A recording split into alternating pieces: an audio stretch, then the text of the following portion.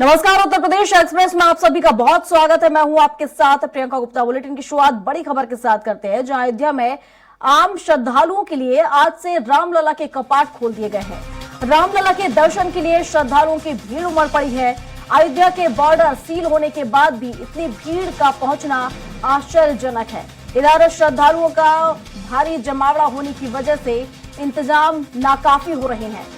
तो मंदिर परिसर में प्रवेश के लिए सुरक्षा के सख्त नियम है। श्रद्धालुओं को अपना मोबाइल और सामान बाहर लॉकर में छोड़ना होगा, लेकिन इतनी भीड़ की वजह से लॉकर भी कम पड़ गए हैं। वहीं मंदिर नियमों की जानकारी नहीं होने के कारण भी राम भक्त परेशान हो रहे हैं। माइक से अनाउंसमेंट के जरिए लोगों को मंदिर के नियम बताए जा रहे हैं।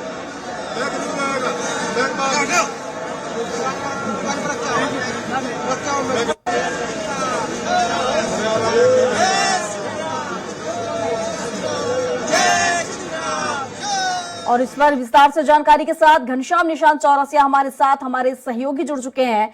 घनश्याम, रघुनंदन का अब देखा जाए प्राण प्रतिष्ठा हो चुकी है, रघुनंदन विराजमान हो चुके हैं, लेकिन अब भक्तों के पहुंचने का सिलसिला शुरू हो चुका है। लेकिन इसके बाद भी देखा जाए भीड़ इतनी ज्यादा है कि इंतजाम कम पड़ गए हैं। बिल्कुल निश्चित तौर पे 1 लाख लोगों की एक दिन में अभी तक व्यवस्था श्री राम ट्रस्ट ने किया था, श्री राम जन्मभूमि ट्रस्ट ने किया था। यानी राम मंदिर जो प्रशासन था उसका ये अनुमान था कि हर दिन लगभग 1 लाख से 1.25 लाख राम भक्त आएंगे।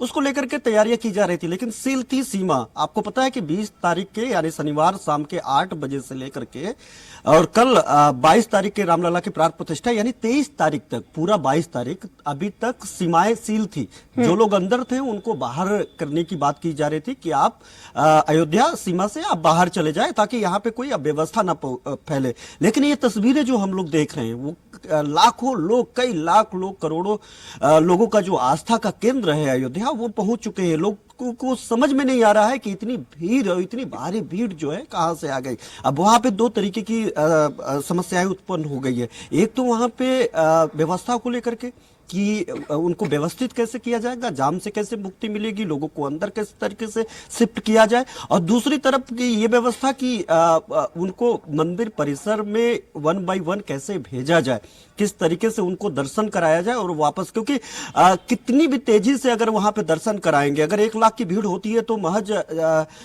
10 से 20 सेकेंड, 20 से 25 सेकेंड मैक्सिमम रामलला के दर्शन एक भक्त कर पाएगा। तो ऐसे में ये जो भारी भीड़ हो गई है उसको लेकर के लोगों के लिए समस्याएं और वहां के प्रशासन के लिए एक आफत बन करके सामने आ गई है। इसके अलावा जो हनुमान गढ़ी है, हनुमान गढ़ी में दर्शन करना, कहा जाता है कि भगवान राम तभी खुश होते हैं जब वो आप हनुमान का आशीर्वाद प्राप्त करते हैं। सबसे पहले हनुमान के दरबार में मत्था टेकना होता है। भगवान राम अपने आप अपने भक्त के पास आपको भक्त बनते हुए देखते हुए वो खुश हो जाते हैं, वो प्रसन्न हो जाते हैं और आपको बिना मांगे सब कुछ देने के लिए न्यौछावर कर देते हैं। तो ऐसा कहा जाता। तो ऐसे में जो रामगढ़ी हनुमान गढ़ी है वहां पर भी काफी ज्यादा भीड़ दिखाई दे रहा है। पूरा अयोध्या जो तीर्थ क्षेत्र है, उसके अलावा जो परिसर है, परिसर के अलावा जो अयोध्या बॉर्डर है, पूरा अंदर की तरफ बात करें तो चारों तरफ के रास्ते जाम हो गए हैं, चौक हो गए।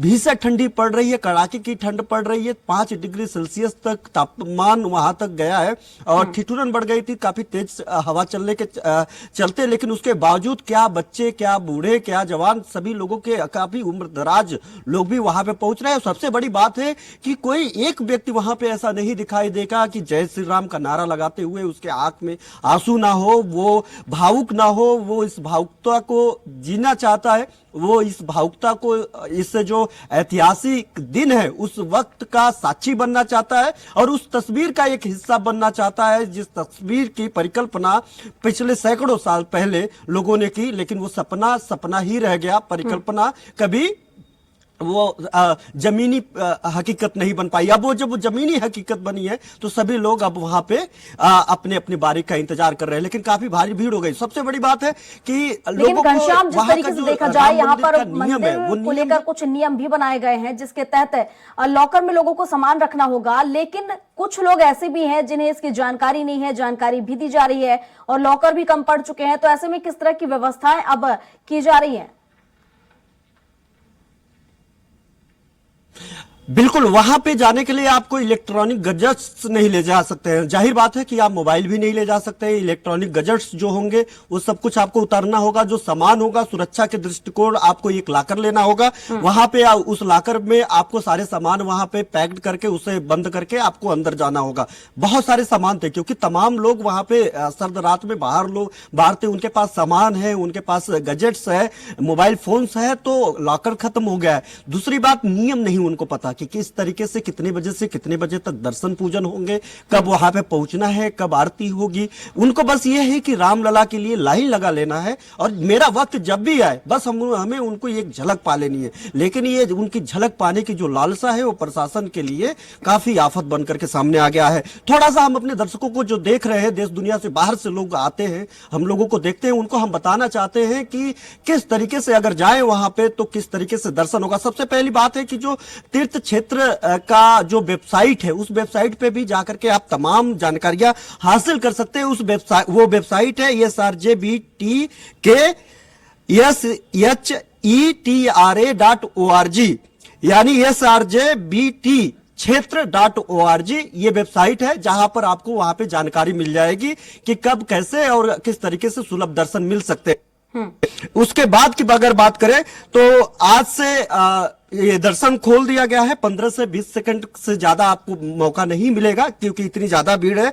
और सुबह 7 बजे से लेकर के 11:30 बजे तक पहले शिफ्ट में, यानी आज सुबह की बात करें तो 7 बजे से कपाट खोला जाएगा, जो 11:30 बजे तक दर्शन होगा। और दोपहर के 2 बजे से लेकर के शाम 7 बजे तक ही दर्शन होगा। बीच में अगर आप पहुंचते हैं तो काफी वक्त आपको इंतजार करना पड़ सकता है, लेकिन इंतजार करना ठीक रहेगा क्योंकि अगर 2 बजे पहुंचेंगे तो हो सकता है कि इस भीड़ में आपको शाम को मौका मिले। तो ऐसे में आप अपना वक्त, समय और जगह बना करके रखें। दूसरी बात, सबसे बहुमूल्य बात यह होती है कि कभी भी हम लोग दर्शन पूजन करने जाते हैं तो आरती का जो सबसे स्वैच्छिक वक्त होता है, जो सबसे विहंगम दृश्य होता है, आरती में पहुंचने की कोशिश करते हैं। तो ऐसे में आरती के लिए भी एक नियम है। आरती जो सुबह 6 बजे और शाम को 7 बजे होगी, जो सुबह 6 बजे होगी उसके लिए आपको ऑनलाइन आवेदन करके पास इकट्ठा करना पड़ेगा, जो आपको कम से कम एक दिन पहले अपने पास के लिए आवेदन करना होगा। यानी अगर आपको कल आरती में शामिल होना है सुबह 6 बजे, तो आज ही आपको पास के लिए फ्री पास, वो पूरी तरीके से मुफ्त है, उसके लिए आवेदन करना होगा। जो शाम को 7 बजे आरती होगी उसके लिए आप कभी भी आवेदन कर सकते हैं। आधे घंटे पहले आपको फ्री पास दिया जाएगा और आपको बताया जाएगा कि आप वहां पे चयनित है कि नहीं है, क्योंकि अभी जो व्यवस्था है वो महज 30 लोगों की आरती में शामिल होने की व्यवस्था है। सिर्फ 30 लोग वहां पे आरती में शामिल हो सकते हैं। तो ऐसे में जो शीर्ष 30 लोग होंगे वरीयता के अनुसार, उन लोगों को मौका मिलेगा। बुकिंग कैसे होगी, इसके लिए आपको आईडी प्रूफ की जरूरत पड़ेगी, या आधार कार्ड, पैन कार्ड, या फिर आप वोटर आईडी कार्ड को लेकर के आपको जाना पड़ेगा और उसी के साथ बुकिंग होगी। अगर ये नहीं है तो एनआरआई, और इसके अलावा अगर आप विदेश से हैं तो विदेश आपको पासपोर्ट सहित तमाम जो कागज पत्र होते हैं उसको सबमिट करके ही आपको मौका मिलेगा। तो इस बात का भी आपको खास जो है ध्यान देना है। इसके अलावा अगर हम बात करें तो जो लोग बाहर से आते हैं तो सबसे पहली बात है ट्रांसपोर्टेशन को लेकर के है कि अभी तक बात की जा रही थी कि कुछ ही दिन में हेलीकॉप्टर सर्विस सेवा भी शुरू होगी। यानी जो लोग सीधे तौर पे फ्लाइट से दिल्ली पहुंच आते हैं, लखनऊ पहुंच आते हैं, गोरखपुर है, उनको है कि नेपाल में पूरी तरीके से जश्न मनाया गया है। देखा हम लोगों ने कल, पूरा नेपाल राममय हो गया था भारत की तरह। तो ऐसे तमाम दुनिया के तमाम देशों में ऐसा हुआ, लेकिन नेपाल कहीं ज्यादा, वहां पे राम जानकी मंदिर में तो लाखों लोगों की भीड़ और लाखों लोगों ने दीपक जलाए थे। तो वहां से अगर गोरखपुर है तो गोरखपुर से हेलीकॉप्टर सेवा भी वो ले सकते हैं। गोरखपुर, वाराणसी, लखनऊ, प्रयागराज, मथुरा और आगरा में ये सेवा शुरू करने की कवायद सरकार की तरफ से की जा रही है। तो ये सब सारी चीजें सरकार ने उम्मीद जताई थी कि इतने लोग यहाँ पर पहुंचेंगे, लेकिन उम्मीद से कहीं ज्यादा लोग यहाँ पर पहुंच रहे हैं। और जिस तरीके से मौसम विभाग ने भी ठंड को लेकर अलर्ट जारी किया हुआ है, तो ऐसे में किस तरह की परेशानियां राम भक्त को आ रही हैं, क्योंकि एक झलक पाने के लिए लोग लंबी लंबी लाइनों में यहाँ पर लगे हुए हैं। तो किस तरह से परेशानियां उन राम भक्तों को यहाँ पर झेलनी पड़ रही हैं?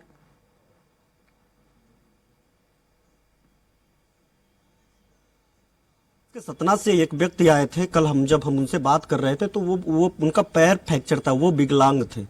और उन्होंने कहा कि हम 18 दिन पहले बाइक चलाते हुए आए हैं और मैं किसी तरीके से यहाँ पे पहुंचा हूँ। हमने कहा थक तो काफी गए होंगे, कह रहे हैं कि हमसे मतलब नहीं है।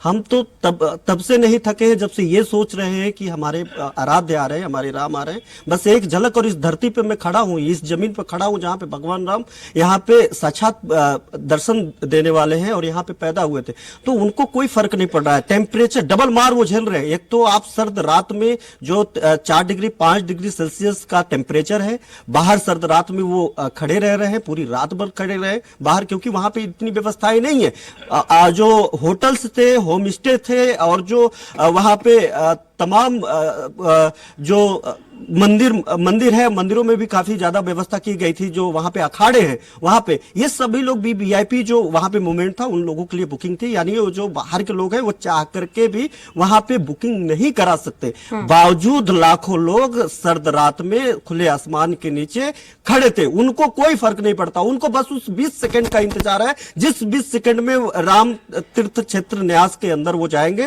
रामलला का दर्शन करेंगे, पूजन अर्चन करेंगे। उस 20 सेकंड के लिए 20 दिन तक वो लोग वहां पे, 20 दिनों से वहां पे लोग खुले आसमान के छतों पे, और कड़कती ठंड जो शिमला और मनाली से ज्यादा ठंड जिस वक्त यहाँ पे उत्तर प्रदेश में इन जिलों में पड़ रहा है, उन ऐसे मौसम में और उससे दिन में वो वहां पे पड़े हुए हैं। तो उनके लिए ये मायने नहीं रखता कि क्या मौसम है, क्या ठंडी, क्या गर्मी, क्या बरसात, बस एक ही मौसम वो जानते हैं, भगवान राम से मिलना, भगवान राम को, अपने आराध्य को देखना। और जिसकी उन्होंने परिकल्पना, इतिहास पढ़ा था, परिकल्पना अपने पूर्वजों से सुना था, उस इतिहास को अब थोड़ा सा धुंधला करना चाहते हैं। वो चाहते हैं कि जो उनकी खोई हुई आभा वापस लौटी है, जो उनको गर्व करने की अनुभूति हो रही है, उसका वो साक्षी बने, उस तस्वीर का हिस्सा बने, जो तस्वीर वो लगातार सोशल मीडिया पर आप लोगों ने देखा टॉप 10 ट्रेंडिंग में रहा। राम मंदिर से जुड़े हुए लोग, राम मंदिर से जुड़े हुए जो वहां पे सेल्फियां, करोड़ों लोगों ने सेल्फियां और फोटो शेयर की है।